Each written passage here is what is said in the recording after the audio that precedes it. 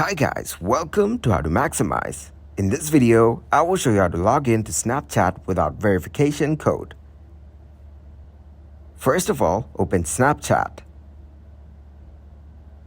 There you can log in to your account. Here you will be asked for a verification code for login. To avoid this, go to Gmail, then select Compose Email. Here, set the to section as support@snapchat.gmail.com. After this, select subject as recovering.